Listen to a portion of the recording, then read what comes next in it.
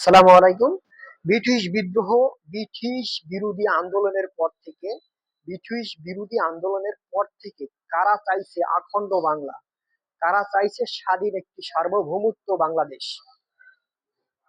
কারা চাইছে? এবং আপনারা নিজেরাই বলছেন কি আমরা পাকিস্তানের সাথে যুক্ত হব, এবং পাকিস্তানের সাথে যুক্ত হইছেন, হইয়া তারপর কি করছেন? বাংলাদেশের ভিতরে অরাজকতা সৃষ্টি করছেন। তারপরে কি করছেন?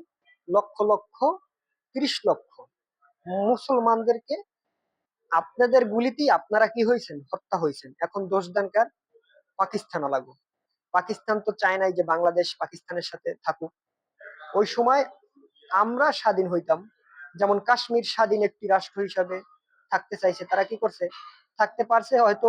এখন হয়তো কি করতে তারা নির্যাতনের শিকার হইতে, কিন্তু বাংলাদেশ তো একটি পুরো অখণ্ড বাংলা, অখণ্ড বাংলা হিসাবে নবাব সিরাজউদ্দৌলাতের বাংলাদেশ, অখণ্ড বাংলা হিসাবে আরাকান রাজ্য, পশ্চিমবঙ্গ, ত্রিপুরা, আসাম, এগুলো মিলেই তো একটা পুরো বাংলা ছিল নবাব সিরাজউদ্দৌলতের।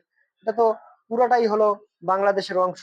আমরা তো ব্রিটিশ খেদাও, বাংলাদেশ খাড়াও, এরকমই তো ছিল। কাদের জন্য এই বাংলাদেশ, তাদের ৩০ লক্ষ মানুষ শহীদ হয়েছে? এটাই আপনাদের কাছে প্রশ্ন। আপনারা নিজেরাই কি করছেন?